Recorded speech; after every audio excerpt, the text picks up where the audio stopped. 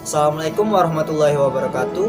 Saya Satria Antadista Anggara dari Prodi Ekonomi Syariah semester 1. Di sini saya akan menjelaskan sedikit tentang Pancasila sebagai filsafat.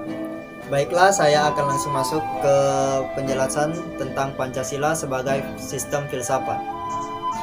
Pengertian secara umum, Pancasila adalah pilar ideologi negara Indonesia.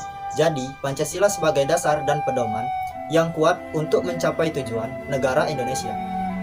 Nama Pancasila berasal dari bahasa Sanskerta yang terdiri dari dua kata, yaitu panca yang berarti lima dan sila yang berarti prinsip. Atas asas hal ini berarti ada 5 pedoman penting rakyat Indonesia dalam kehidupan berbangsa dan bernegara. Pengertian Pancasila menurut para ahli. 1.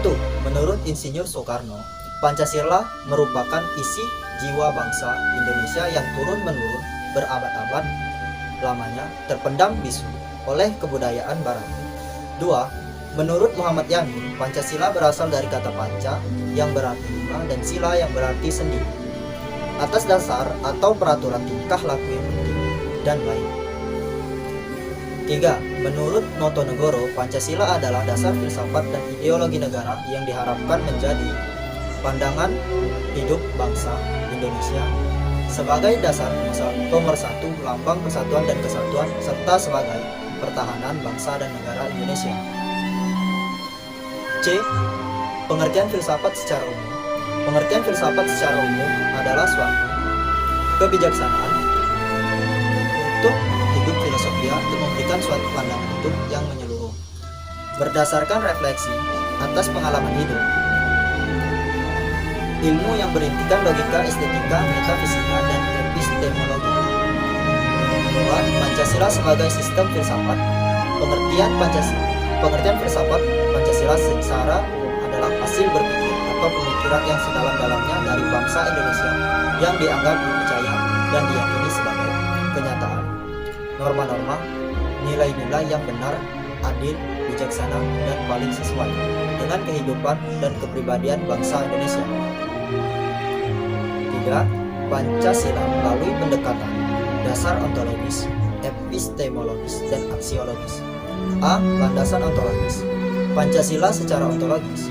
Penyelidikan Pancasila sebagai filsafat dimaksudkan sebagai upaya untuk mengetahui hakikat dasar dari sila-sila Pancasila yang terdiri atas 5 sila. Setiap sila bukanlah merupakan asas yang berdiri sendiri, melainkan memiliki satu kesatuan dasar ontologis. B. Landasan epistemologis Pancasila. Epistemologis adalah cabang filsafat yang menyelidiki asal, syarat, susunan, metode, dan validitas ilmu pengetahuan. Secara epistemologis, kajian Pancasila sebagai filsafat dimaksudkan sebagai upaya untuk mencari hakikat Pancasila sebagai suatu sistem pengetahuan. C. Landasan aksiologis Pancasila. Aksiologis merupakan cabang filsafat ilmu yang mempertanyakan bagaimana manusia menggunakan ilmunya. Aksiologi adalah istilah yang berasal dari kata Yunani yaitu agios yang berarti sesuai atau wajar dengan logos yang berarti ilmu. Baiklah, kesimpulan dari apa yang telah dijelaskan di atas, Pancasila merupakan kesatuan yang tidak bisa dipisahkan karena dalam masing-masing sila tidak bisa ditukar tempat atau dipindah. Bagi bangsa Indonesia, Pancasila merupakan pandangan hidup bangsa dan negara Indonesia. Dan filsafat merupakan suatu ilmu pengetahuan karena memiliki logika, metode, dan sistem Pancasila.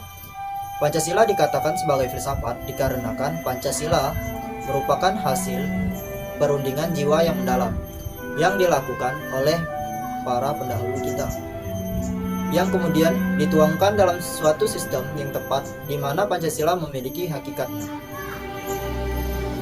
Hakikatnya tersendiri yang terbagi menjadi 5 sesuai dengan 5 silanya tersebut. Adapun yang mendasari Pancasila adalah dasar ontologis hakikat manusia, dasar epistemologis pengetahuan, dasar aksiologis pengalaman, nilai-nilainya. Mungkin itu saja yang dapat saya jelaskan tentang Pancasila sebagai filsafat. Saya tutup. Wabillahi taufiq wal hidayah. Wassalamualaikum warahmatullahi wabarakatuh.